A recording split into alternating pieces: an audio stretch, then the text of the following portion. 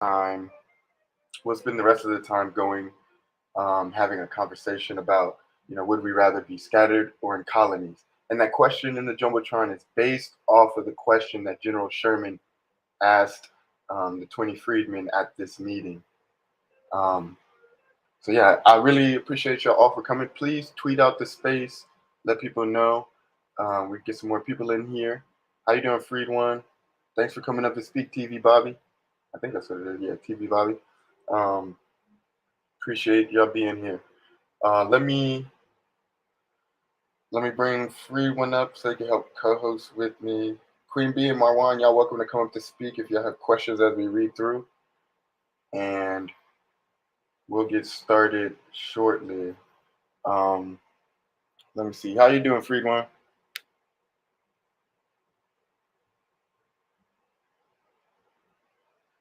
Hope y'all having a good Friday. TGIF, right? Thank God it's Friday. I'm good. How you doing? Pretty good, bro. We rescheduled this space till today so we could join News Totter and um, Marcel and Black Majority yesterday. It was a similar type topic, so we rescheduled this space for today. But it's actually a great follow-up space from the News Totter space. If any of y'all saw that, um, we're gonna go back to the beginning. This is the meeting that happened February 13th, 1865. Um, and it actually mentions the word freedman in it. So um, the history is pretty strong. Okay, let's get let's get started. I'll give people will be able to go back through the recording and the video. So let's get started. Um, okay, newspaper account of a meeting between black religious leaders and the Union military. Minutes. Let me get Vanna up here really quick. Hey Vanna, how you doing? Good to see you, Vanna. Minutes of an interview between the colored ministers and church officers at Savannah with the Secretary of War and Major General Sherman. Headquarters of Major General Sherman, City of Savannah, Georgia, January 12th, 1865, 8 p.m. How you doing, State Power? Come up to speak, bro. How you doing, Sophia? Okay, so we're just to give everybody who just coming in, we're reading through the meeting between General Sherman and 20 freedmen. This meeting led to Special Field Order 15, which had our 40 acres and a meal in it. It also, Sherman also asked about would we rather be scattered amongst whites or in colonies by ourselves. So that's why the prompt is in the question, or sorry, why the question prompt is in the jumbotron or in the title. We're about to read through the meeting, and we're going to read through the 20 bios, like of the 20 freedmen and how they became freedmen and their stories, which is super fascinating. Then after that is the conversation between Sherman and the freedmen.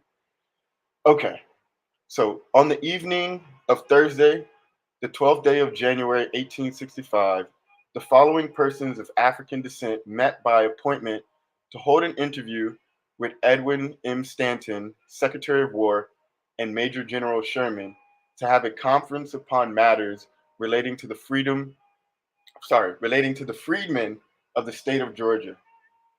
1. This is the first freedman. William J. Campbell, aged 51 years, born in Savannah, slave until 1849, and then liberated by will of his mistress, Miss May Maxwell. By the way, Freed One, just send out, if you can, send people mics if they want to speak throughout, just when new people come in. Um, but okay, so William J. Campbell, age 51, born in Savannah, slave until 1849, and then liberated by will of his mistress, Miss May Maxwell. For 10 years, pastor of the First Baptist Church of Savannah, numbering about 1,800 members, average congregation 1,900, the church property belonging to the congregation, trustees white, worth $18,000. 2. The second freedman, John Cox, aged 58 years, born in Savannah, slave until 1849, when he bought his freedom for 1,100. And by the way, I had done the math for Garrison Frazier, who bought his freedom in 1,000. We're going to get to. Um, that was $70 million today. So 1,100 has to be around $70 million plus um, in today's money. Pastor of the Second African Baptist Church in the ministry 15 years, congregation 1,222 persons, church property worth 10,000, which means it was worth 700 million in today's dollars, belonging to the congregation. 3. Ulysses L. Houston, age 41 years, born in Grahamsville, South Carolina, slave until the Union Army entered Savannah, owned by Moses Henderson, Savannah, and a pastor of Third African Baptist Church, congregation numbering 400, church property worth 5,000. So 5 times 7 is 35. So that's like $350 million in today's dollars. In the ministry about 8 years. 4. William Bentley, age 72, born in Savannah, slave until 25 years of age, when his master, John Waters, emancipated him by will. Pastor of Andrews Campbell Methodist Episcopal Church, only one of the denomination in Savannah. Congregation numbering 360 members, church property worth $20,000, and is owned by the congregation. Been in the ministry about 20 years and a member of Georgia Conference.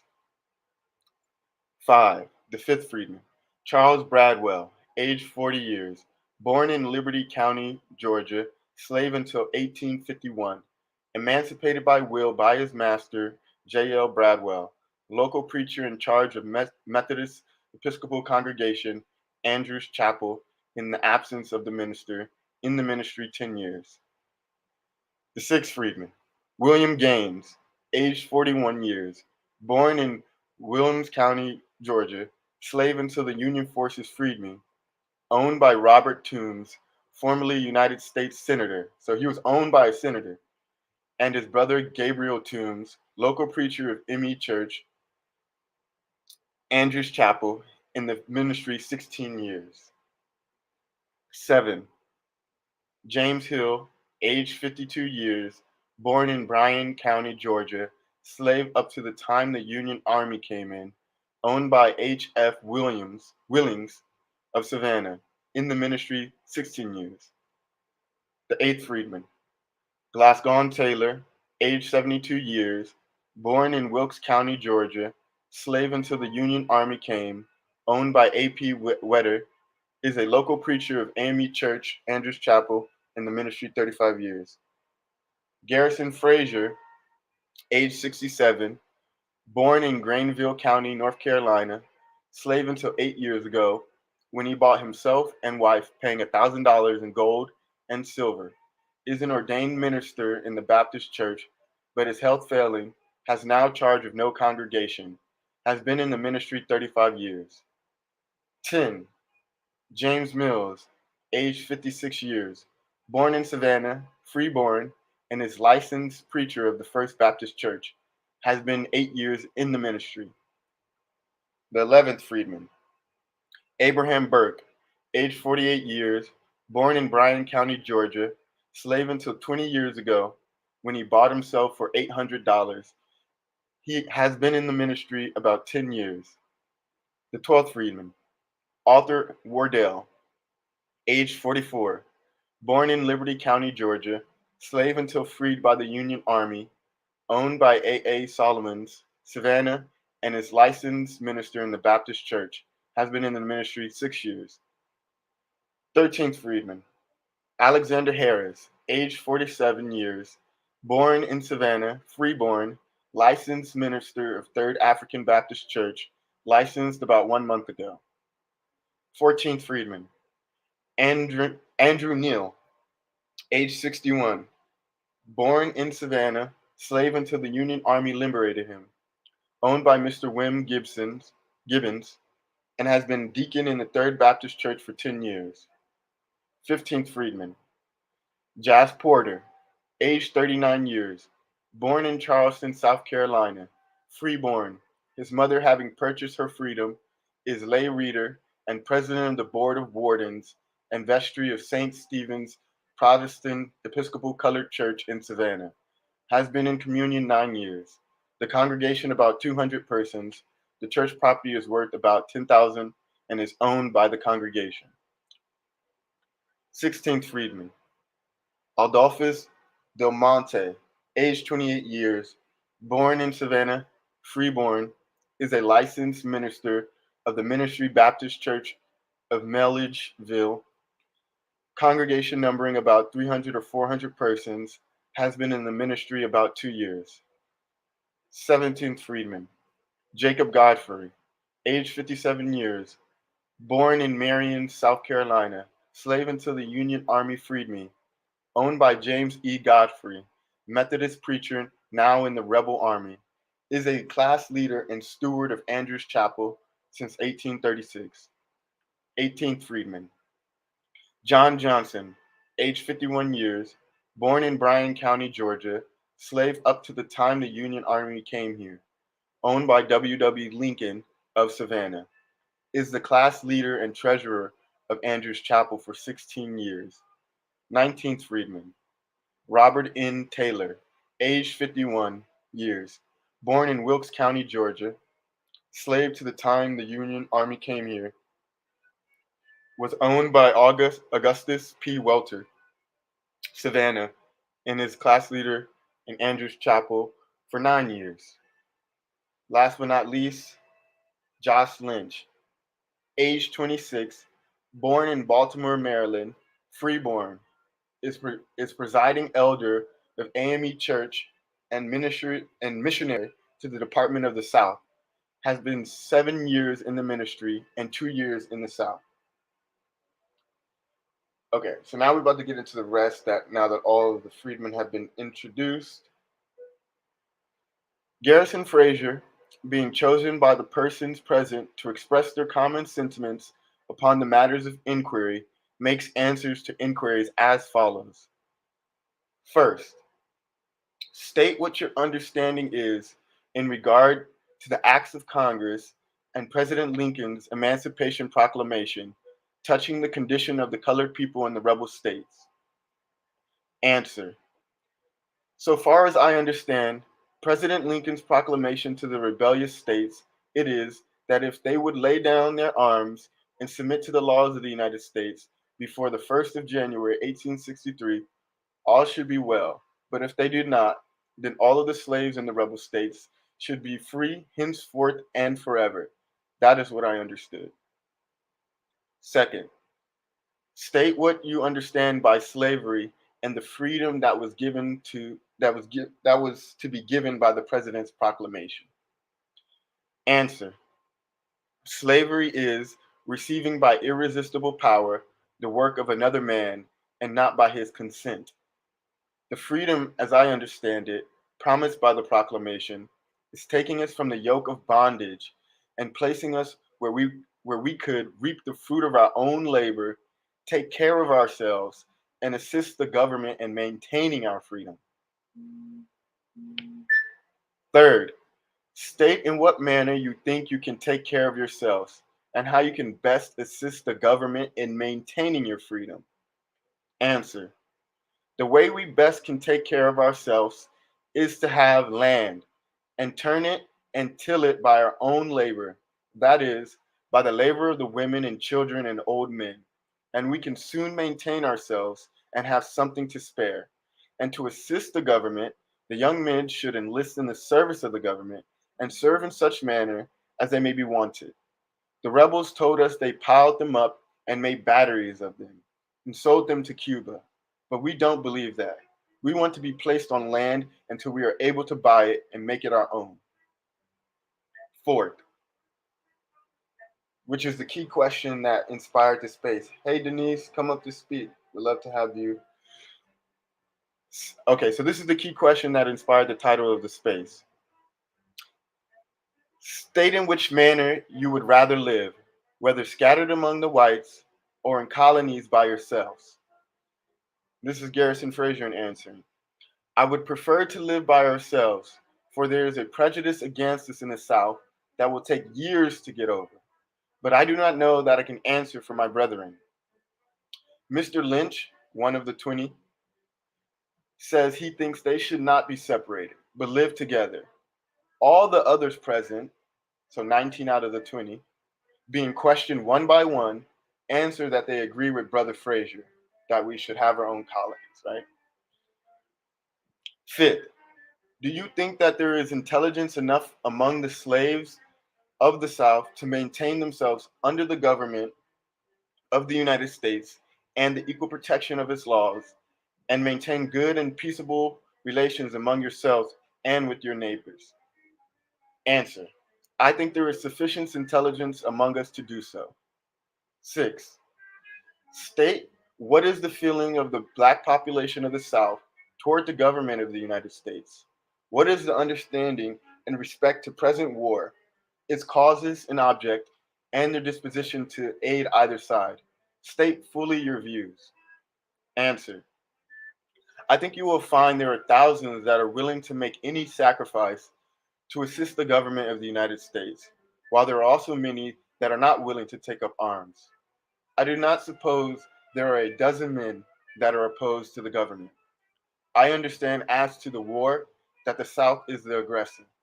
President Lincoln was elected president by a majority of the United States, which guaranteed him the right of holding the office and exercising that right over the whole United States.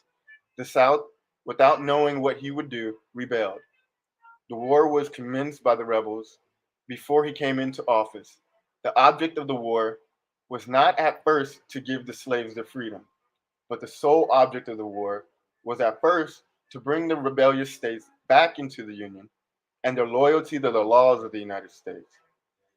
Afterward, knowing the values set on the slaves by rebels, the president thought that his proclamation would stimulate them to lay down their arms, reduce them to obedience, and help to bring back the rebel states. And their not doing so has now made the freedom of the slaves a part of the war. It is my opinion that there is not a man in this city that could be started to help the rebels 1 inch, for that would be suicide. There were two black men left with the rebels because they had taken an active part of the rebels and thought something might befall them if they stayed behind. But there is not another man. If the prayers that have gone up for the Union Army could be read out, you would not get through them these 2 weeks. Seventh, state whether the sentiments you now express are those only of the colored people in the city, or do they extend to the colored population through the country? And what are your means of knowing the sentiments of those living in the country? Answer, I think the sentiments are the same among the colored people of the state. My opinion is formed by personal communication in the course of my ministry, excuse me, and also from the thousands that followed the Union Army, leaving their homes and undergoing suffering. I did not think there would be so many. The number surpassed my expectation. Eighth, if the rebel leaders were to arm the slaves, what would be its effect? Answer, I think they would fight as long as there were before the bayonet, and just as soon as they could get away, they would desert, in my opinion. Ninth, what, in your opinion, is the feeling of the colored people among about enlisting and serving as soldiers of the United States? And what kind of military service do they prefer? Answer, a large number have gone as soldiers to Port Royal, South Carolina, to be drilled and put in the service, and I think there are thousands of the young men that would enlist. There is something about them that perhaps is wrong. They have suffered so long from the rebels that they want to shoulder the musket. Others want to go into the quartermaster's or commissary service. 10th, do you understand the mode of enlistments of colored persons in the rebel states by state agents under the act of Congress? If yes, state what your understanding is. Answer. My understanding is that the colored persons enlisted by state agents are enlisted are listed as substitutes and give credit to the states and do not swell the army because every black man enlisted by a state agent leaves a white man at home. And also the larger bounties are given or promised by state agents than are given by the states. The great object should be to push through this rebellion the shortest way, and there seems to be something wanting in the enlistment by state agents, for it don't strengthen the army, but takes one away for every colored man enlisted. 11th, state what, in your opinion, is the best way to enlist colored men for soldiers. Answer. I think, sir, that all compulsory operation should be put a stop to. The ministers would talk to them, and the young men would enlist. It is my opinion that it would be far better for the state agents to stay at home and the enlistments to be made for the United States under the direction of General Sherman. In the absence of General Sherman, the following question was asked. 12. State what is the feeling of the colored people in regard to General Sherman, and how far do they regard his sentiments and his actions as friendly to their rights and interests or otherwise? Answer. We looked upon General Sherman prior to his arrival as a man in the providence of God, specially set apart to accomplish this work, and we unanimously feel inexpressible gratitude to him, looking upon him as a man that should be honored for the faithful performance of his duty. Some of us called upon him immediately upon his arrival, and it is probable he would not meet the secretary with more courtesy than he met us. His conduct and deportment toward us characterized him as a friend and a gentleman. We have confidence in General Sherman and think that what concerns us could not under better hands. This is our opinion now from the short acquaintance and interest we had we have had. Mr. Lynch states that with his limited acquaintance with General Sherman, he is unwilling to express an opinion. All others present declare their agreement with Mr. Fraser about General Sherman. Some conversation upon general subjects relating to General Sherman's march then ensued, of which no note was taken. Now, before we get into a conversation, I think it's ironic that Mr. Lynch is the only one that disagreed with them about having our own colonies, and he's the only one that also disagreed with them about his opinion of Sherman, or at least was unwilling to state an opinion. So it's kind of funny. But okay, let's go back up to the question, the key question. State in which manner you would rather live. And let's open the discussion up. Oops. Okay, so let me bring everybody up. How you doing, Denise? TV Bobby, Tansy, Queen Bee, Savage, Boss Hog, and current speakers, Black by Popular Demand, Stay Power, and Freed One, my co-host. I'll start with you, Freed One. What are your thoughts on the question? Would you rather be scattered or in your own colonies by ourselves? My thoughts on this is this perfect state power club is in here because this question it kind of if we bring it into modern days it leads into like the reverse migration strategy. So, but the question is, would we rather be scattered or in colonies? I would prefer, I guess, colonies. Mm-hmm. Thank you for that. What would you? Why would you prefer colonies? Just curious. Like, I have my reasons. But I'm curious what your reasons are. That way, we're living amongst ourselves and we're controlling. If we're in colonies, we be able to control the government, power, positions of power, and stuff like that. Our own area, how is it? We need to run the area if we're in colonies, not just in one area like how the ghettos were created. We were just in areas where we didn't have control or whatnot. So that would be my answer. Thank you for sharing. Yeah, that's definitely great points. We definitely want to be able to control our environment. There shouldn't be any reason why uh, we shouldn't be able to protect ourselves in that situation. So definitely agree with you. Let me jump to state power, and then I'll go to black by popular demand. State power, you got your hand up. Go for it, bro. Hey guys, thank you. I appreciate it. Yeah, the title was definitely very interesting, so I had to pop in the space. I think that was a little bit, when I hear that question that they asked the freedmen, do you want to live scattered or in colonies? I think that was, to be honest, it was a disrespectful question because, this is a country that literally fought for their independence so that they could not be colonies of Great Britain, right? Colonies are a very subordinate form of government, right? We want statehood, right? Statehood is the top tier level government, I think. And so when they said, do you want to live scattered or in colonies, they're basically saying you will never have control over any state in the South, but we'll give you a little reservation somewhere where you can, do as you please, but you'll still be under the authority of the United States, right? So, I find that interesting that they didn't say, would you rather, stay here in the States and run your state or be scattered across the country? They said colonies. That's a very interesting term. But I appreciate the opportunity. Thank you. Yeah, that's a great point, state power.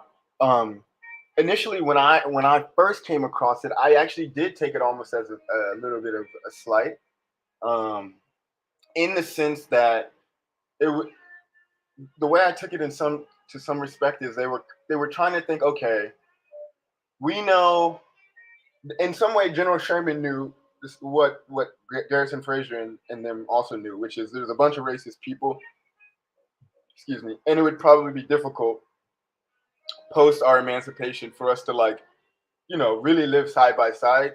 And so it's a very leading question, right? Like this is like it's two options, right?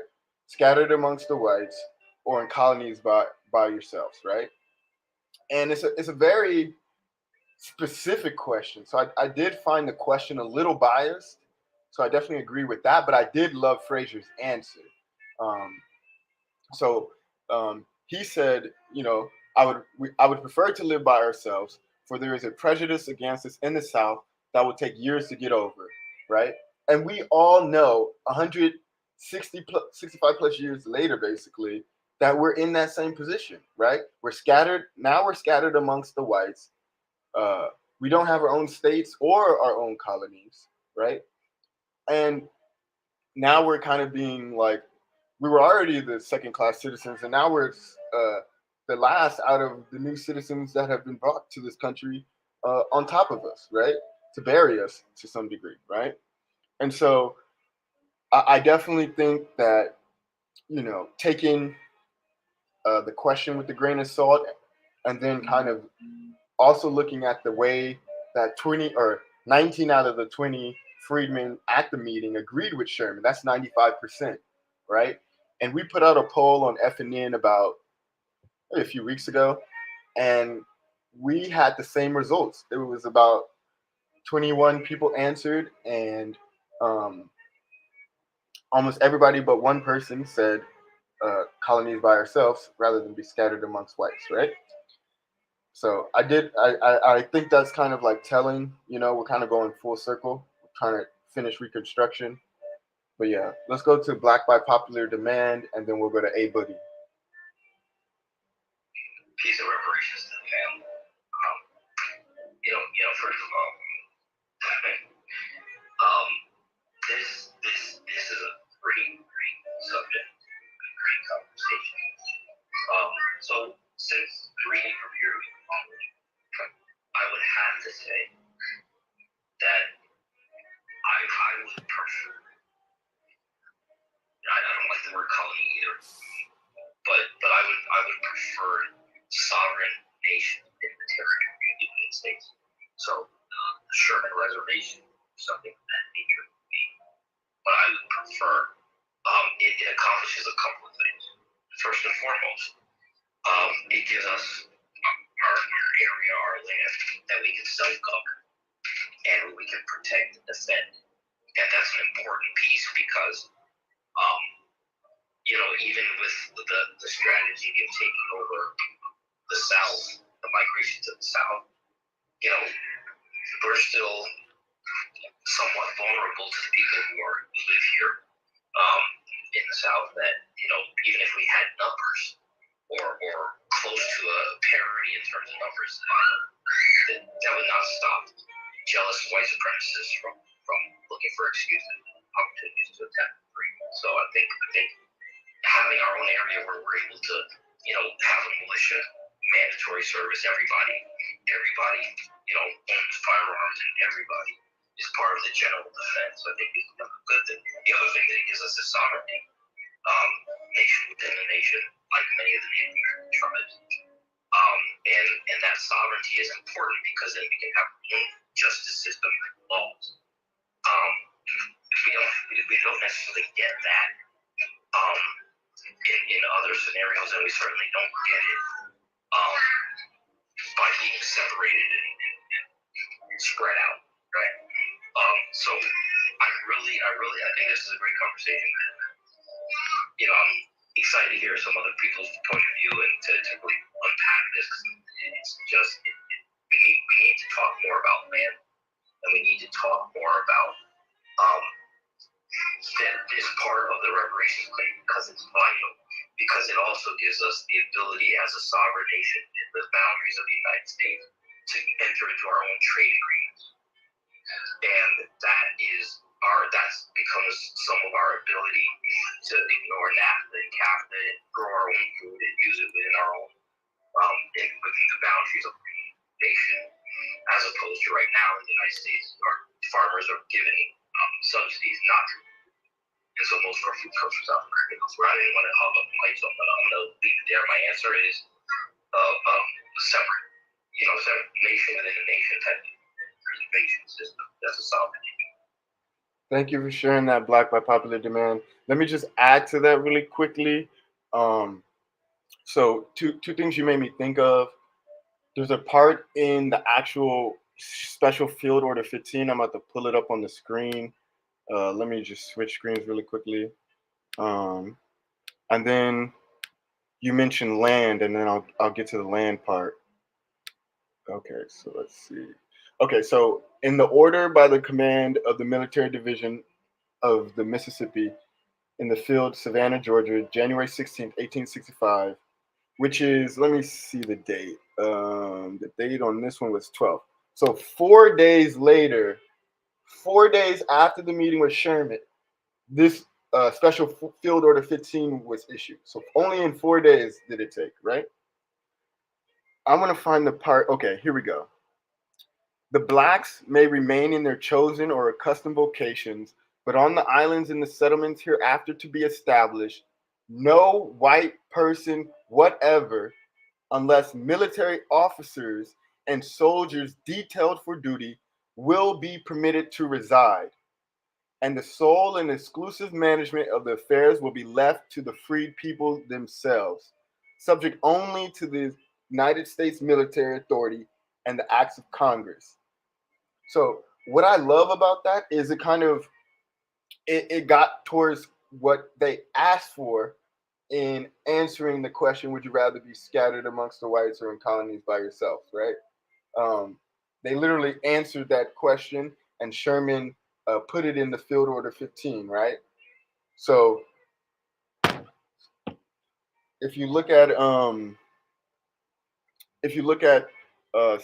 later, let me switch my screen one more time because I pulled out two quotes from Special Field Order 15 and the Freedmen's Bureau Act that references our 40 acres and a mule. Let me pull that up really quick so y'all can see it because it's two of my favorite quotes now.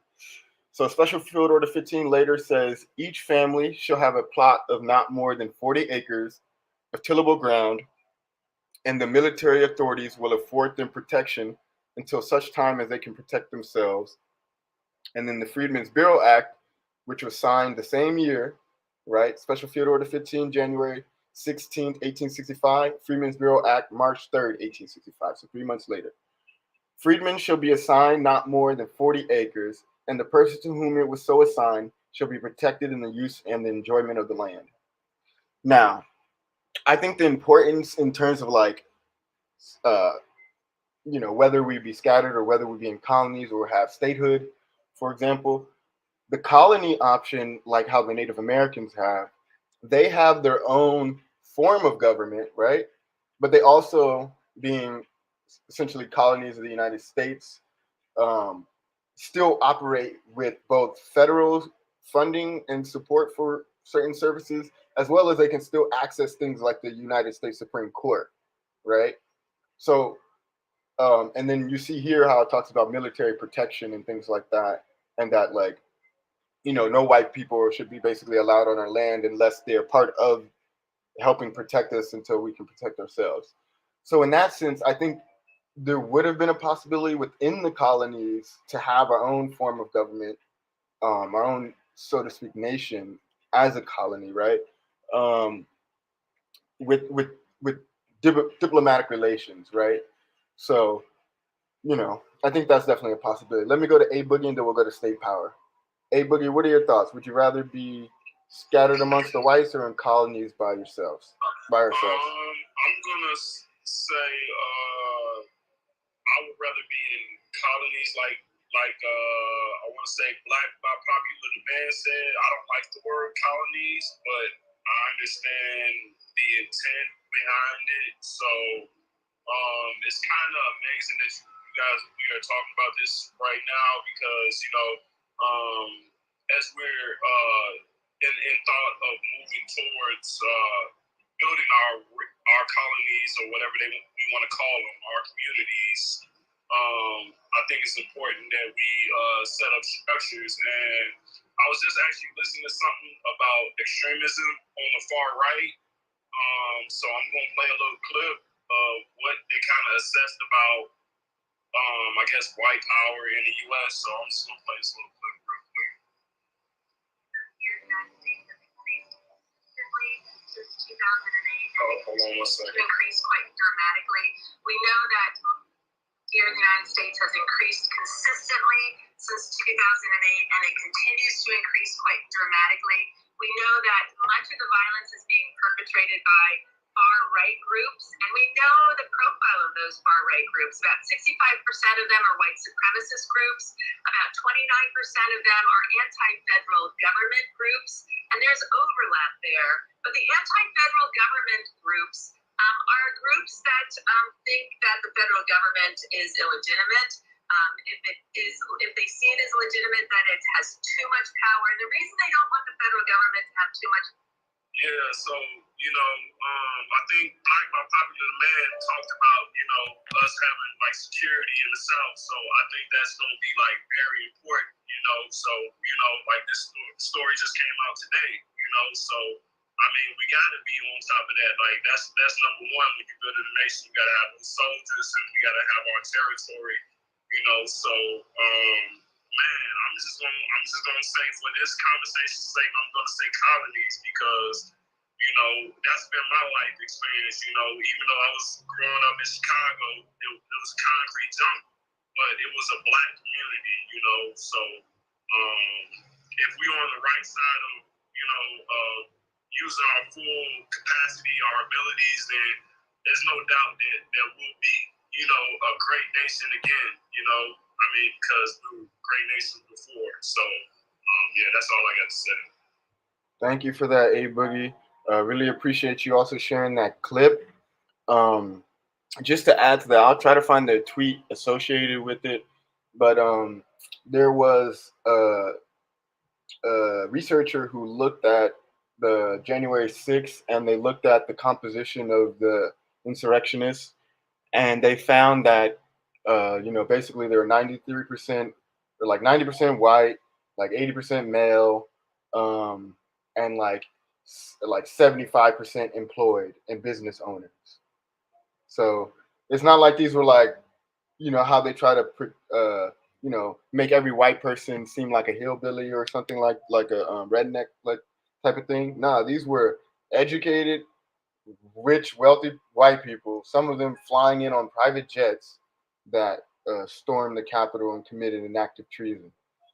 State power. Well, that's what it's always been. Right. When folks immigrated here, it was always the wealthy. So I think that immigration policy is still in play, but it's just a different type. It's just racism from everybody coming here now. So I think that's an important part to look at. But it's always been like the wealthy committing crimes against us. So government, it doesn't matter. It was always the best of the best, or even the I guess what you would say the poorest of the poor. They just joined in because they all categorize themselves as white. So yeah, that's it. Exactly. And part of that use of the categorization of whiteness is for the rich whites to try to protect their wealth by telling the poor whites that they're better than us, basically, and to kind of create some artificial coalition to forget that they're poor, right? It's like, hey, you may be broke, but you're white. So that's how they try to do. Let's do state power, and then we'll give Sav a chance to answer the question. How you doing, Sav? Go for it, state power. You there, Mr. State Power? Or are you busy plotting? You over here drawing on maps, looking at looking at where we about to go. All right, let's go to Sav. We'll come back to you, State Power. Sav, how would you answer? Are you there, State Power? Sorry, I'm there. Okay. I was trying to get connected. No worries. Yeah. So thanks again. I'm in my car on Bluetooth right now, but someone had mentioned, about sovereignty, and I really believe that words matter, definitions matter. My bad. I was trying to hit a heart. Keep going, State Power. Thank you. Yeah, legally, every state in the United States is sovereign. The states share their sovereignty with the federal government. So the federal government is sovereign, and all 50 states are also sovereign. They're sovereign in their own spheres, right? Now the Native Americans, I live out here in California. We got a lot of Native American tribes out here. They're not sovereign over their land. They're sovereign only over their tribe, meaning that they have authority to make laws as it pertains to their tribal members. But they don't have any sovereignty over the land. That land actually belongs to the federal government. The federal government holds it in trust. So with that, Hey, State Power. I don't mean to interrupt you, but could you share a reference on that? I would love to look that up, because I do know, for example, that if oil is discovered under like an Indian territory, they can profit from that. The Indians themselves, the Native Americans, for example. The oil? I don't know about that. I don't know anything about them profiting off of oil. That's something that as an example of like resources on their own land, for example. Like it wouldn't be like the U.S. government could come in and be like, "Hey, actually, let me get them oil fields," for example. But that was actually part of the debate. What was happening in up in Montana or whatever when they were trying to run that oil pipeline. Oh yeah, that's right, because they were trying to stop them, but they were trying to run the pipeline through them, right? Sovereignty over their land.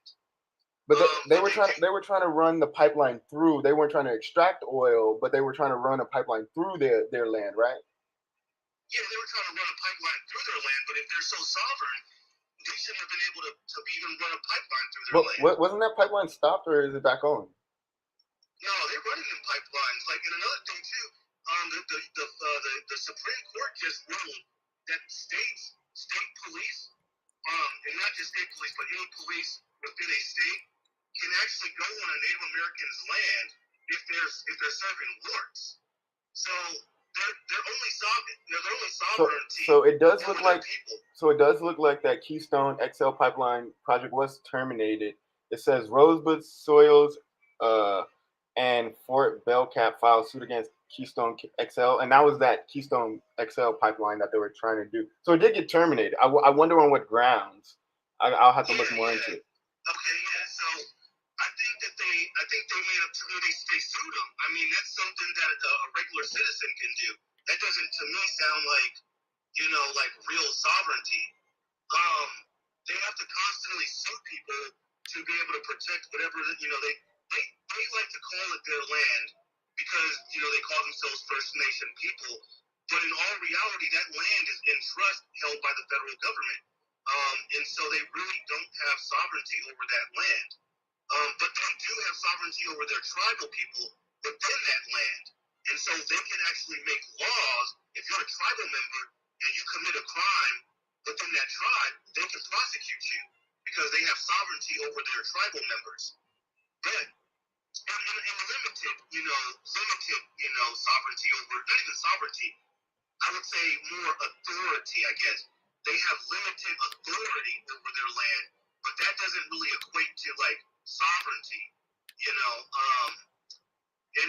And so the Supreme Court actually, like I just said, they just ruled that state police can go onto Indian land and serve warrants to non-Indian citizens. So if you're a non-Indian citizen and you go on an Indian reservation, the feds and state police can come get you.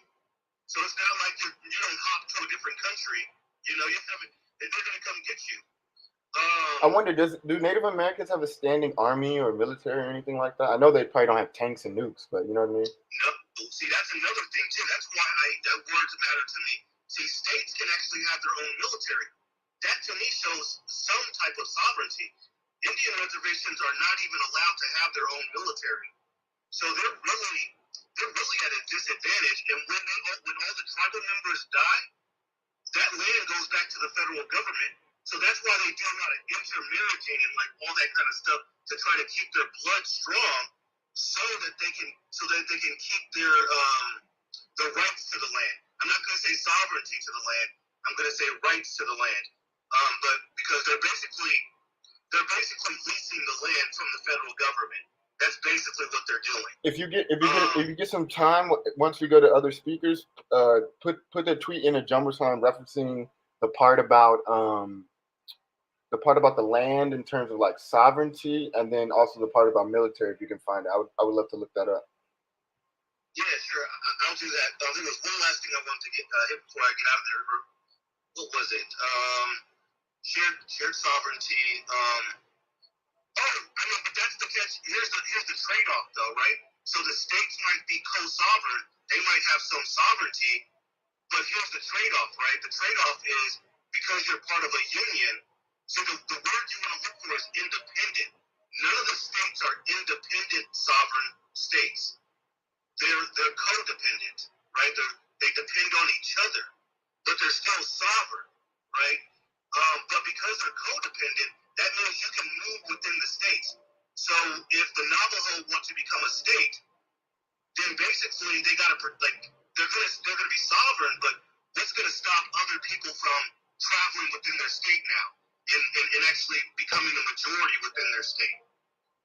But I can't just walk on Indian territory as a U.S. citizen, though, right? I'd have to get permission. Kind of. It depends. Some reservations I've been to, they got guards, they got gates, when you actually got to go through a border. And other ones, they're just really open, you wouldn't even know you're on an Indian reservation, because there's no real physical boundaries. So you can walk onto an Indian reservation, I guess. But I think it's really important to understand that the only reason why they like the idea of these reservations is because it does protect people. It protects their land that they're leasing from outsiders. But what happens when the reservation dies off? The land goes back to the federal government. I'd rather us have statehood and just basically keep the state populated with black people. You know what I mean? We can't make any discriminatory laws that say that you can't move to our state. But there are white states that definitely make it very difficult for us to move to their states. So if they're getting away with it, then hey, maybe we can too. Hey, you got me cracking up, State. Let's go to Sav and then Talent. Good to see you, Sav and Talent. Sav, what do you think? We'll ask the way Sherman asked it.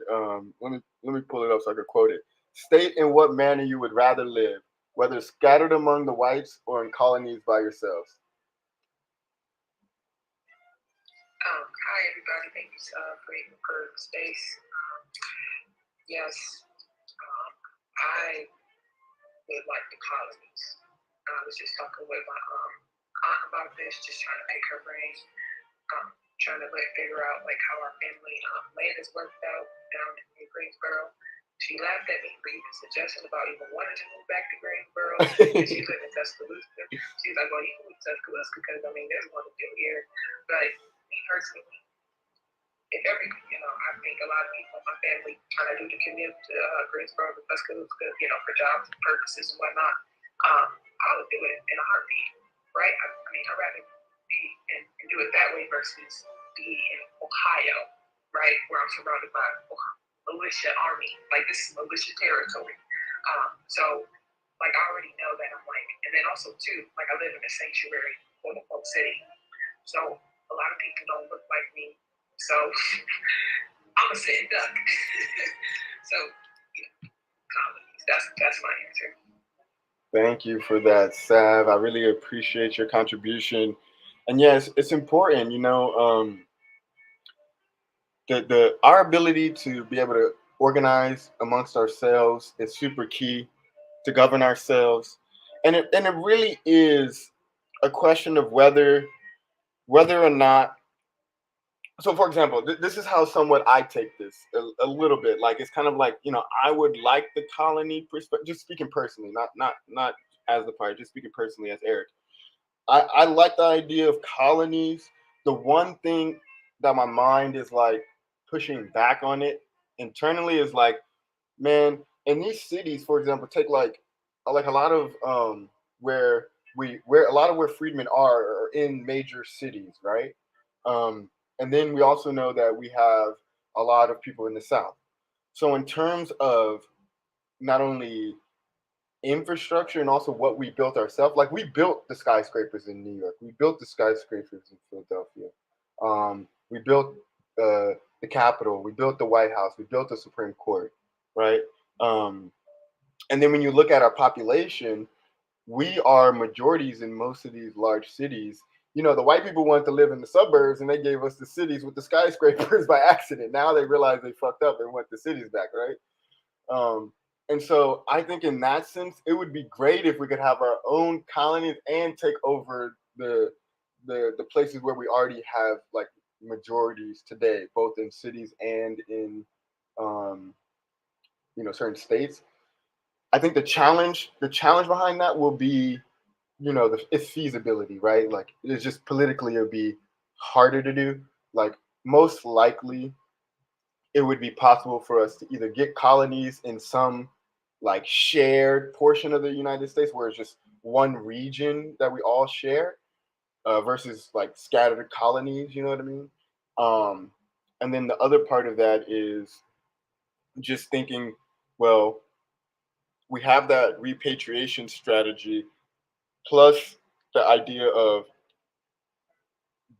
for example, I'll say statehood to some degree. For example, in Washington D.C., it's not an official like state, right? But it has, um, 46% of the people there are freedmen. So if that was a state, we would have more representation in Congress, um, and be able to get things done more effectively. So wherever we are, I like the idea of like saying like that's why I like state power, black majority, and black American homeland because they're thinking about repatriation and how we could take the majorities that we already have and turn them into our own states, basically turn them into virtual colonies, essentially.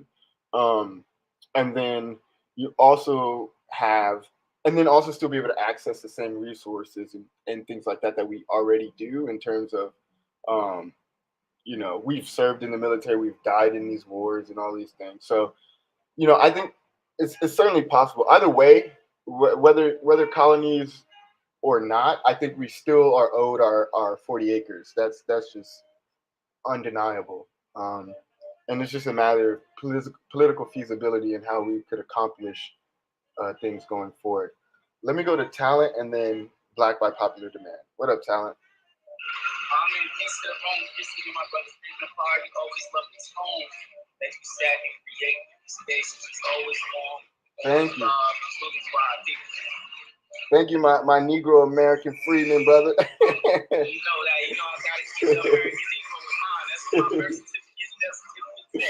But I believe in the both end. You know, I believe that our 40 acres and a mule are what are old. I believe the protected class status are old. And I do believe that we need to get that eastern woodland. We need to get that southern region back to be our colonies. But I also do believe that we built too much around this damn country where we shouldn't be able to have our own set of shops in different areas. When you have programs that are moving like Somalians and different people to different parts of the country, and they get to have their own communities, they get these own areas where they can, they little Havanas, or they little Chinatowns in the heart of, I'm a New York City kid. Yo, bro, I'm going this way. I'm a New York City kid, so it's the little Haiti, it's little Italy. They got all this little stuff. Now I want a little Negro, like how we had like we had the black blends. Like I want our little, like we had Jamaica Queens. I want a little Weeksville, like you had Weeksville. Like I already did the math. We already had 10 established locations in New York City from the 1600s to the 1800s. So. Yeah, I believe in the both end, and I say that because the bigger question is, what is the participation level that we desire to have once we have our own? You got some of us that literally don't want to have no involvement with this country at all. We want to go rural. We want to leave them alone. We want to get back to the farm, growing our stuff naturally. But then we got the technological advancements, the individuals who need to be next to these power towers and next to certain areas where we can access some of the things to keep us on a global network. Because as much as we are needed to be a protected class and as much as we are owed reparations, we have already made a global impact. So the last thing I would want to happen is we kind of disappear like how these Indian reservations had. No, we need to have a footprint across this country because we built this motherfucking country. And we should have our safe spaces, which is the southern East Coast regions, where many of our ancestors come from. But around the country, we should be able to have our small communities of little freedmen here, little right there. I think that that's just. I think that that is truly what reparations is. And I think that that gives us an advantage to remove the paranoia of them moving us to some secluded area. And next thing you know, Donald Trump got fucking nuclear bombs and the FBI raid. And the next thing we think about, they trying to bomb us? Is that coming from us? Because if it ain't going nowhere else, we gonna be paranoid thinking that shit might be coming where we at. They gonna put us all in one area. So I think from a strategic level, it's a both end with me. Hey yo, you got me cracking up, bro. You trying to cop a little Negro land?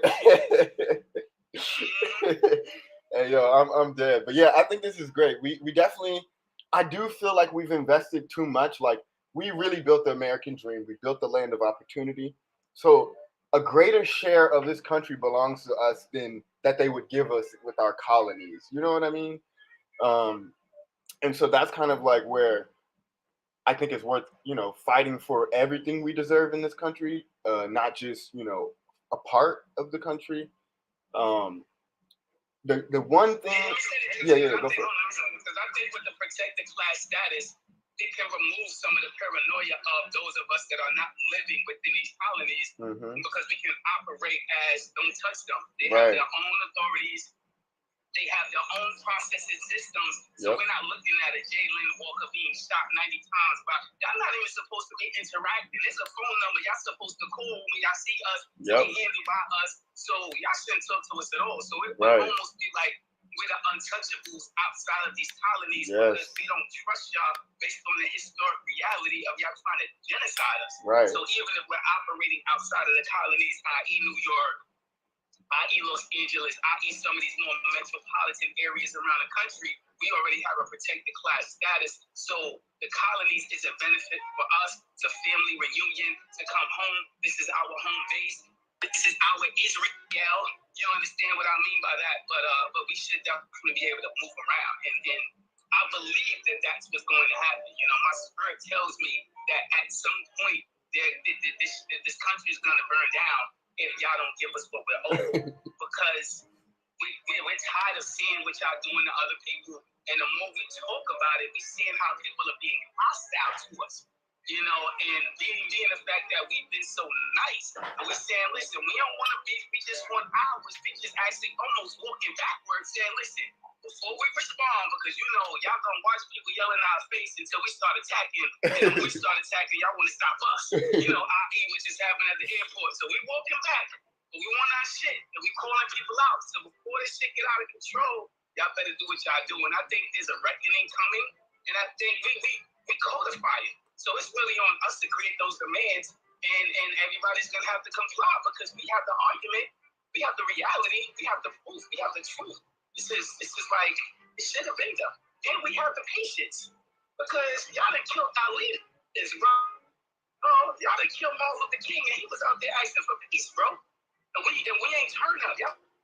But then destroyed the Panther Party. Y'all done showed us that no matter if we come peaceful or not, y'all on some bullshit. So right. Nice. We don't really be out chopping people up like they doing in other countries, sending them back home. We voting and trying to get the immigrants to come here and help us till we realize, oh wait, y'all using them too. The immigration process, we have to make sure they anti-black. Y'all asking certain questions and showing videos to make sure that these people come over here and don't ally with us, and y'all throw them right in our community. So, you know, I'm gonna land there because, you know, I don't want to start saying other things, but yeah, it's hit the boiling point because we not the turn the cheek, we not the in the church paying Jesus. No, we know what's up, and they're realizing that they can't throw the entertainers in our faces no more. They're realizing that now they just trying to vote locally. No, how about we don't want to fucking vote at all? How about we're gonna be strategic and those who do the voting thing, we make sure that we create the plan where we do the voting part, but then we save our vote too. Like, we're smart enough to know the system, and they know that. So now it's, what does reparations look like? And that's all they talk about right now. Like, sanitary, we kind of already know. Stop fucking playing around with the long conversation. Cut the check, give us our land back, protect the status, leave us the fuck alone, and let us move through this country because we built this motherfucker as protected class people. Like how they do in the movies. Like, that's how it should be. We should be walking in white around the whole country. Yeah, don't touch them. They got their own system. Right. I mean, we create the world, right? Yep. That's what we got to do.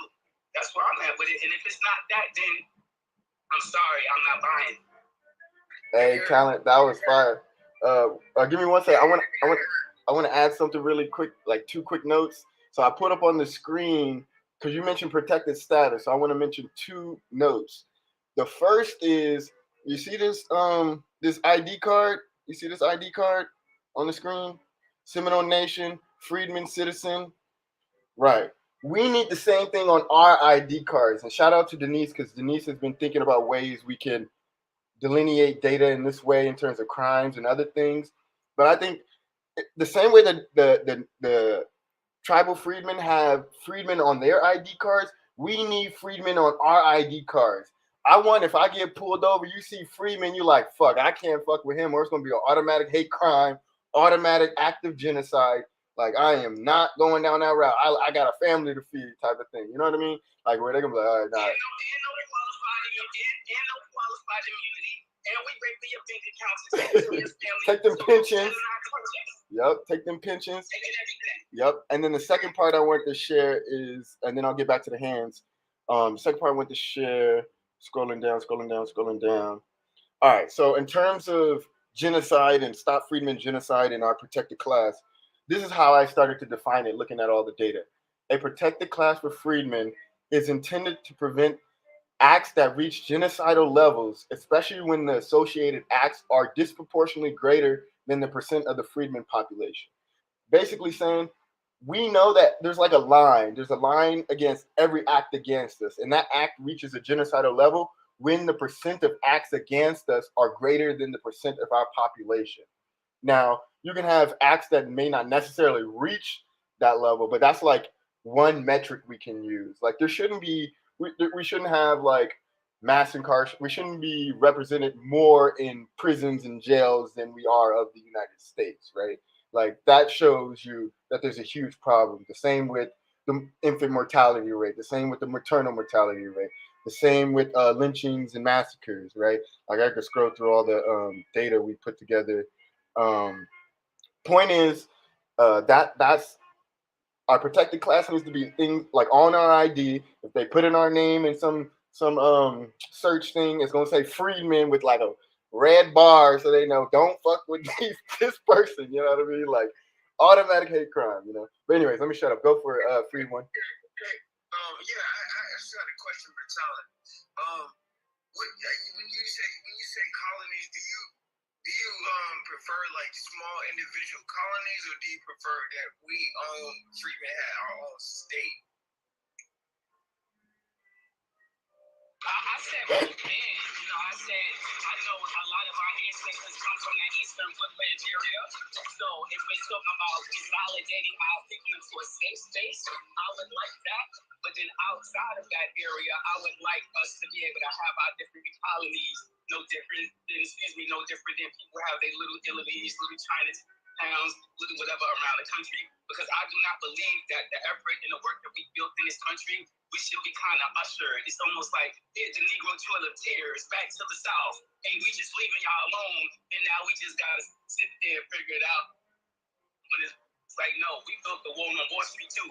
We should be able to have a Freedmen tower here. We should be able to have small colonies around these metropolitan areas for business, for finance, for technology, for some of the things that, okay, you live somewhere in a rural area, now your internet is bad. Now it's hard for you to get phone reception. now it's miles for the water, and now it's miles away for the gas. You know, I don't want it to be one of those things where we have to do the Negro toiletries from the north back to the south, knowing that we gonna build that up anyway, but it just relegates us to that area. I think that we are sophisticated enough to create policy with a dynamic way where we can still operate within colonies in these metropolitan areas, like how in Minnesota they moving all these Somalians in, they got their own little towns, and in different areas, little Mexico got their own little towns. We should be able to move around this entire country and having our southern regions, if that's what we want to consolidate to here's our area in mass. But throughout the country, we should also have, just for business, economic purposes, just for the fact that not everybody's going to uproot. How about I want to live on the West Coast? How about I actually want to live by the beach? Like, we shouldn't be able to feel like we have to all relocate, because to me, that then creates the paranoia of Donald Trump. Why do you have these nukes in your mansion in Florida? Because my folks, the Seminoles, we want to get back to Florida too, bro.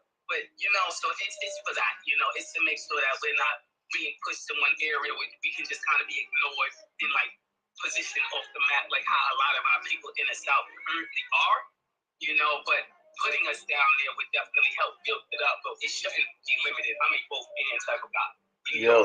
Yo, when you said the Trail of Tears, that really spoke to me, because that actually came to my mind when I was thinking about this. I'm like, damn, are we ready for a Trail of Tears? They're gonna be like, all right, niggas, wrap it up. Y'all gonna have to leave. Just go into this like middle of nowhere. Gonna have a bunch of damn dust bowl, no electricity, no water. They're like, all right, niggas, you got your own colony. Because from an economic agriculture standpoint, we got to start getting into the fact that they got patents on all these seeds, that they already did some weird stuff. Now we got to talk about the towers. Now we got to talk about the dams. Like, it's over 15,000 dams that they done put to waterways. So when we think about that, it's on a larger scale. Many of these areas that we can repopulate, there's certain things that need to be done so we can actually live off the land in a proper way and not realize from a strategic standpoint, oh yeah, they done create certain business things with dams, with patents on food, GMOs, weird things where you could get penalties for putting seeds in the ground in some of these places out here. So we want to make sure that even when we do that migration and we start getting a majority states, that we're not just limited to that, because the politics got to be right. We should have a permanent residency in D.C. If that's where politics is being ran, our Freedmen or our Negro Freedmen Party should have a space there. We should have our space. Like, it's a both and I think sensibly, like, you know, like we create the world. Like, people can make cell phones where we can talk to each other in rooms. Let's stop acting like things can't be done because the white boogeyman said so. No, fuck y'all. We know what to do. Get out the fucking way. Give us hours and let's make it happen. Because the reality is, it can happen. I agree 100%. Let's go to the hand Sav and then Black by popular demand. Yeah. I mean, when I think about it in terms of just like policing and justification of it all, I'm tired of just looking at our people being used as examples of crime, when you look at the statistics of the crime, like we don't commit most of the crime. Mm-hmm. Like maybe in terms of like proportion, like no, none of it. Like we don't, and it's like it's tiresome, it's gruesome, and it's it'd be nice if we could just get kept out of all of it, like out of all the data. Like stop using Armin when you're really trying to discuss the culture of your men for the most part. Like we know we got our issues. We know we got our own things to deal with for the most part. I think we could do and police ourselves a little bit better. So that's one thing for like the colony aspect, like looking at the definition of like another country owning us, like does that like should we call it something different? I just don't want them policing us. Like that's just my biggest thing. I'm tired of it. It's one of those we gotta address all parts of the genocide that's attached to it. So the only way to have it is we have our own sovereignty, or over the land, quote unquote. But I wanted to say something too about like statehoods and just like corporations. Like America is considered a corporation, and that's why they have to pay countries millions of dollars just to be recognized as such.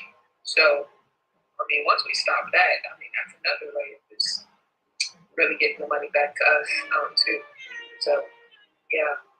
Sorry, I don't know if y'all can hear me, but yeah, we can hear. Yeah. Thank you, Seb. I really appreciate that. I definitely agree with you. You always bring the insight, so definitely. I think it was Black by popular demand, and we'll do State Power, and then we'll start winding down. Give everyone last thoughts. Yeah, family. So I got a couple bits to unpack here. So I want to say first, I appreciate State and his comments and what he was sharing, and also for the talent. The thing that we have to remember though is that we're not talking about compulsory relocation. Just because we get a contiguous block of land does not mean that we are going to be required to relocate to it. Right? That land becomes the area that we can develop into revenue and wealth generation. Right? There's nothing stopping us from pulling our money, our financial resources together and building commercial farms on that land.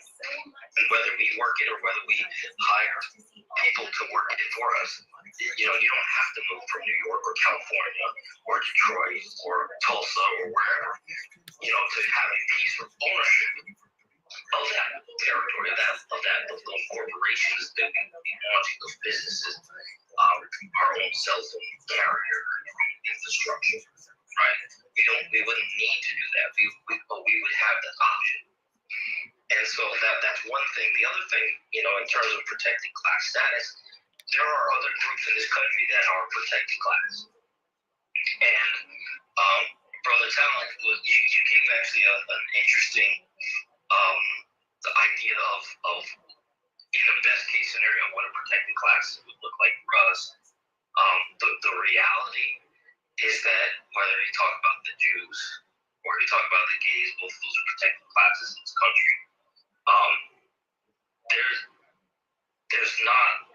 Unfortunately, there's not a prohibition on law enforcement not to mess with those groups. They don't mess with those groups because those groups aren't us, and they're trying to keep us in mind.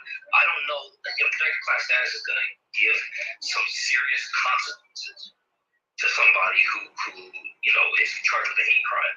The problem outside of our territory is that we don't control the district attorneys or whatever. So I like your idea that we still could move to the South and congregate in the South in the United States, the part that is in our area, for those who want to be in the United States, because then we control the courts, the district attorneys, provided that we have the population to do it, and that's the goal. I agree with you. I think the big opportunity for us is in producing food, right, for ourselves, because right now we don't have food security. The majority of freedmen live in you know, a lot of us live in cities, and we don't have access to our own food on scale enough to really eat and feed ourselves. And so that's you can't even think revolution. You can't talk revolution. You can't without being able to know where your next meal is coming from, how to feed your family. There's also, you know, the idea or the option of manufacturing. There are companies here in the United States that consult all over the world on setting up manufacturing and robotics. So if we talk about using our land as something that we use to generate income and wealth for our people, and then we have an ownership of it, we should be able to establish our own factories. We should be able to compete, especially with automation and robotics. You know, a factory that was built 40 years ago is not going to keep up with a factory that's automated that's built today, right? So the idea that we could use our resources, pull our resources together, establish corporations that would allow us to enter into markets and compete against anyone in the world, right? I mean, if we're serving the U.S. market, you know, and we're competing against China, but we're automated and we're fully modern. Maybe, you know, depending on how we can source materials and source raw materials, perhaps we can actually compete. And that's something that we have to look into. But I think the way that we need to think about it, we're not just talking, you know, yes, the original Field Order 15 was about contiguous land that we all had, you know, common governance of, but it was also about the family unit and giving a portion of land to the family. I think we should stay with that. But it doesn't mean you have to live on it. I'll land there, but I love this conversation. Appreciate y'all. Thank you, bro.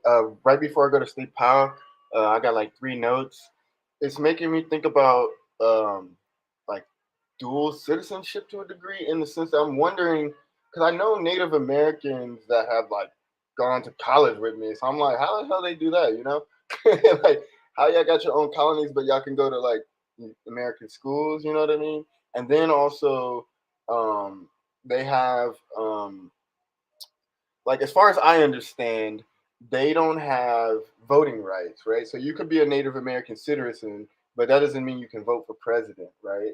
So I think it works in that way, where like they can access resources in the United States, but they don't have representation in the politics. I think that's the only difference.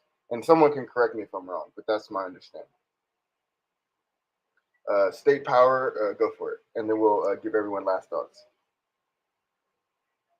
Okay, yeah, I just put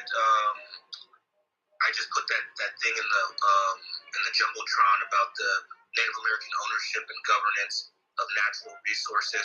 It's from the Natural Resources Revenue Data, DOI.gov website. So that explains a little bit about the ownership of Native American land. And then, you know, I wasn't going to talk on this, but you talked about dual citizenship. So I just put something else in the jumbotron. You know, the 14th Amendment actually says that you are a citizen of the United States, and you're also a citizen of the state in which you reside. Most Americans are dual citizens. I'm a citizen of California, and I'm a citizen of the United States of America. That's because the United States operates on dual sovereignty between the states. I want to, you know, thank talent, and I want to thank Black by populist demand, because both of them were really on point. Not everybody's going to move to the South. I totally agree with that. You know, sometimes I get very one track because I'm all about states' rights, and I forget to mention that we do want enclaves outside of that area for business opportunities. But it's very hard for those enclaves to actually be protected when those enclaves don't have a homeland that can vouch for them or protect them, right? And so that's why the Asians and the Mexicans and all these other groups of people, they can have these enclaves and nobody really fucks with them like they fuck with us, because they got homelands. You fuck with a Chinese person, they might call China and have them on us. So they understand the game, you know, and so we need a homeland. And so I think it only makes sense that we claim the South. That's where we've been at since the inception of us stepping foot, or even some of us being here prior, you know. Mm-hmm. So I just want to say that I appreciate the room. I saw the title and I was like, I gotta jump in. Thank you very much. Yeah, definitely, bro. Let me add one thing that kind of like adds this to what you said, and then we can go into final thoughts. Um, two of the parts. So we have the United Nations definition of reparations, right? Let me reload this really quickly. Reparations defined by the United Nations, right? There's two important definitions that apply to to our 40 acres, getting our 40 acres back, as well as reparations in general, right? So restitution. Restitution should, whenever possible, restore the victim to the original situation before the gross violations of international human rights law or serious violations of international humanitarian law occurred. Restitution includes, as appropriate, restoration of liberty, enjoyment of human rights, identity, family life, and citizenship, return to one's place of residence, which in our case is not Africa, is where we built our country up in the South, and around this country in terms of building the American dream and land of opportunity. And then it says restoration of employment and return of property. So return to one's place of residence and return to of property includes our land, right? Now, when you go to compensation, the United Nations definition of reparations includes compensation. It says compensation should be provided for any economically accessible damage, as appropriate and proportional to the gravity of the violation and the circumstances of each case, resulting from gross violations of international human rights law and serious violations of international humanitarian law, such as A, physical or mental harm, B, lost opportunities, including employment, education, and social benefits, C, material damages and loss of earnings, including loss of earning potential. So material damages would include like getting our homes burned down in the South, being ran off our property, moral damage, and costs required for legal or expert assistance, medicine and medical services, and psychological services. So those are the two important that connects to our 40 acres and connects to our land, whether it be scattered or whether it be in colonies, those are owed regardless. And now the question becomes, you know, how do we move forward on that? So I'm going to give everyone last thoughts. Really appreciate y'all all coming. State Power, we'll start with you, then we'll go to Talent, then Sav, then Black by Popular Demand, then Free One, then A Boogie. You said me first? State Power, then Talent. Okay. Yep. I'm sorry, I just stepped back in. Did you just say my name? Yeah, any last thoughts before we get up out of here? Yeah, I just appreciate the room. Thank you guys. I hope to speak to you again soon. Thank you for that, bro. Great to have you in here, and thanks for sharing your thoughts. How about you, my Negro Freedman brother? What's your thoughts, Talent? Belfast Declaration needs to be something we look at.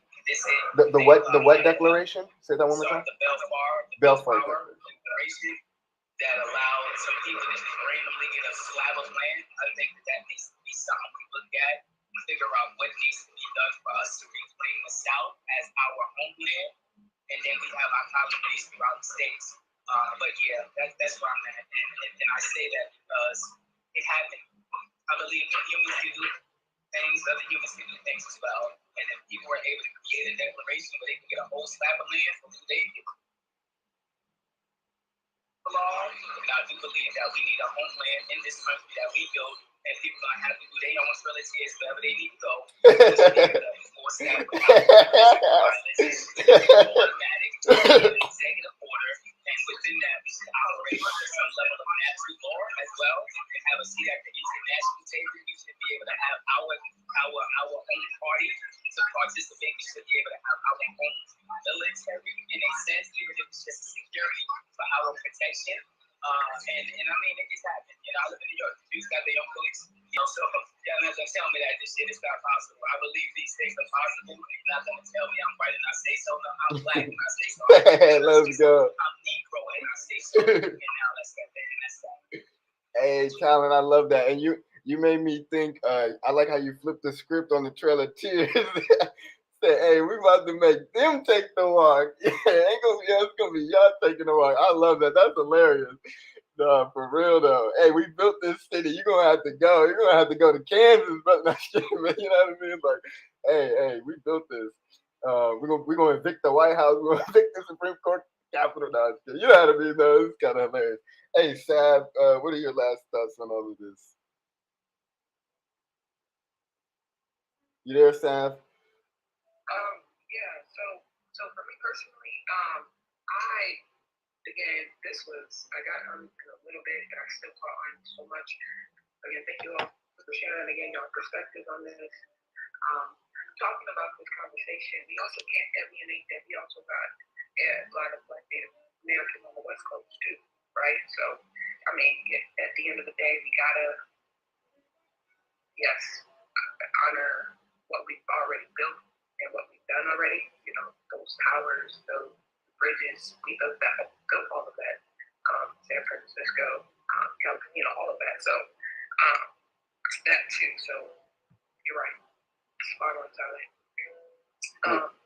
But anytime I'm talking about Southern or the sovereignty, I always think about the Southern Sovereignty Commission, or AKA Mississippi Commission, Southern or Sovereignty Commission. And they basically already did what we should be doing, right? They're responsible for Nikki James and Shorter's death.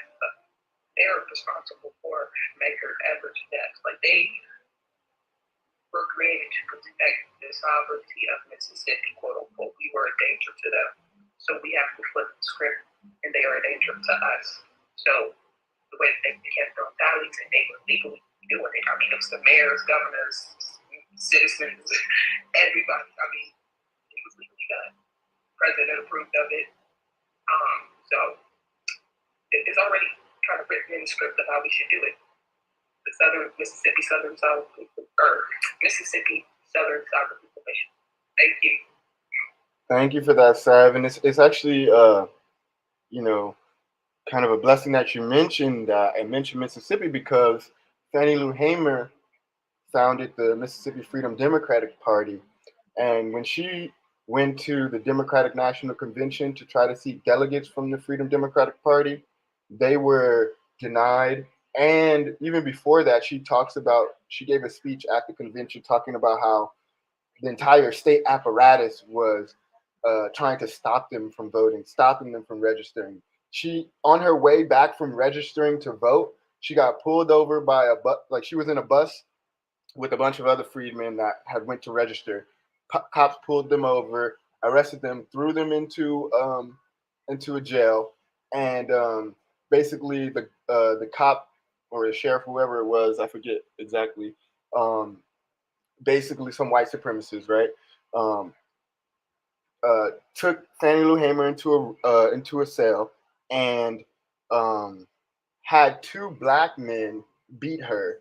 Um, and she basically was forced to face down on the bed, and they gave the dudes like nightsticks to like beat her down. And then when her legs started moving, he made the white supremacist made one of the black dudes sit on her feet so her feet would stop kicking. You know what I mean? And so she's telling this story at the Democratic National Convention, and I love how she says it. She's like, "Is this America?" You know what I mean? And like, is this America? Like is what I went through America? This is not the country that has been advertised to us. Like we should not be treated like this for the simple act of voting or wanting to even vote, cast a ballot, right? To even register, we're being treated like this. Well, and I'm sorry to say this because to share that name for Vernon Dahmer. He was a son of a white, landowner who had married, had relations with his slave and left the land to his mulatto kids, to his living kids. And Vernon Dahmer, in return, Junior, I guess the second, because he had a son who went on to fight for the country, married a black woman or whatever, and Freeman, and they were helping to get people to register to vote. They burned his house down. I mean, they had multiple, KKK had multiple things on him. He's Mississippi. And he died in Hattiesburg, Mississippi. And they basically, his sons, he had 3 sons that went and fought in that war. They came back, their father was dead, their mother was burned up, and when the mother was telling us the story, she peed on herself because she still got PTSD from that night. Yeah, and I know that's real because I've seen that. Like my dad was in he went to like Kuwait and um Iraq, and I was asking him about certain stuff one time and he threw up. You know what I mean? Like just asking him about certain stuff. So that shit is real. But the mother wasn't even in war, and she got PTSD. Right, exactly. From the United States. Yeah. I mean, yeah. Sorry. Yeah, no, it's real. It's real. And also, you mentioned Medgar Evers, and there was. I'll try to find the tweet, but I put it out a few weeks ago, maybe 2 weeks ago. Medgar Evers and his brother Charlie. There's a story where he got Medgar Evers and Charlie. They're young at the time, and there was this one racist white dude who would go to like the city hall or whatever and just go on the steps and start spewing racist bullshit, right? But they would go and just like kind of like go there to like laugh at him. They were like, we know he would call us nigger, but it was just kind of like the funny thing to do. And so one time they went there and the dude said something like, "You see those 2 N-words down there?" Talking about Medgar and Charlie Evers, and he's like, if you don't vote, they'll be representing you in Washington. You know what I mean? And Medgar said to Charlie, "Hey, that's not a bad idea." You know what I mean? Like we need to start, representing ourselves. And they were so when they got older to the voting age, um, they would go. They tell this is Charlie Evers telling the story now.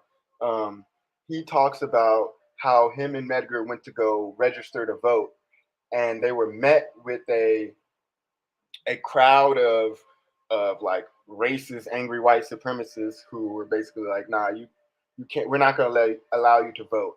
And a old white woman, and he knew everybody in the Evers knew everybody that was there essentially because they all live in the town. And so this old white lady walked up to him that he had known, and she's like, not today, Charlie, not today. Your day will come, right?" Charlie's like, "Nah, I'm registering voting today." And then some white dude with a shotgun says, he's like, if you vote, you'll be a dead N-word, And he's like, "Well, kill me now," And the Medgar is trying to get his older brother. He's like, "Come on, we'll come back later. Like, let's go. We'll just come back later." And Charlie tells about how their dad, Charlie and Medgar's dad had told them, never, like, if someone like that threatens you, look them straight in the eye and don't back up. You know what I mean? And that's basically what they did. And to me, it's just important for us to realize the level. And then we all know the story of Medgar Evers, who was later, killed on his way to vote, to protest. Like he walked the way to kind of show like the ridiculousness of it. Point is, He was killing his driveway. yeah. But he even before that though, like he was registering people to vote. That's why. But why the reason he was killed, right, was because he was registering people to vote. He was getting people politically activated, and basically because of that, they killed him in, like you said, in his driveway, right? And I think it just goes to show you like the hatred for us. It's about, and then we got Wilmington, North Carolina as another example. Tulsa, Oklahoma, Rosewood. They burned these cities to the ground and took them over, not because black people weren't voting, but or didn't have political power, but it was because we had political power and the white people couldn't stand it. They were afraid of what they called Negro rule. Shout out to Talon for his love of Negro. But yeah, that's what they were afraid of. So we need to go back to that. Let's make them afraid of Negro rule again. Black by popular demand. It's on you, and then free one, then A Boogie. Thank you again. I just want to thank everyone for participating. This is a great conversation, and we need to have a conversation about what it looks like on the other side of reparations. Not counting counting things before we get it, but because we need to have a plan and vision. Because there's a clock that starts in terms of once you have access to resources that you never had, there's going to be somebody plotting to take resources from you. So we have to, as a nation of people, and when I say nation, I'm not talking about the United States, I'm talking about the nation of Black Americans. As a nation of people with a common ancestry and common story in this country, I think that it's important for us to visualize what that future is for our children, our children's children. Appreciate this again, Mr. Chairman, and everyone who's participated. This has been great. Peace and reparations, man. Yes, peace and reparations to you, Black by Popular Demand. Really appreciate your contributions again. Now let's get to our amazing co-hosts, the Free One and A Boogie. What's your last thoughts, Free One, and then A Boogie, and then we'll start winding down, close out the space. Yeah, this has been a great space, a great discussion as usual. Had some good insight. Just something we can think about going forward, I guess, in the future. Something to build on. I love how Talon brought in the idea of having individual pocket societies outside of not just the statehood. So that is a great idea because we do need businesses. We do need different areas where we can transport different goods and stuff. Like we can use the state to grow certain crops or to distribute certain stuff, and we can transport it to different parts of the U.S. or wherever. So we could use it's a great strategy, and I love it. Yes. Thank you for the space, also. Thank you for that, Free One. Yeah, and I like what Talon said and what you said. Both and, right? Like we could do both. We don't have to settle for crumbs when we built this pie, right? When we baked the pie, put the secret recipe in there. You know what I mean? We can get everything. We didn't just bake the pie; we created the recipe. Yeah, we created. I love that exactly. Yeah, we created the recipe and we baked the pie. Yep, exactly. The American pie. We grew the ingredients. We did everything. Exactly. Yeah, exactly. And we grew the damn ingredients that went into the pie. We did everything. Hey, Boogie, what's your last thoughts?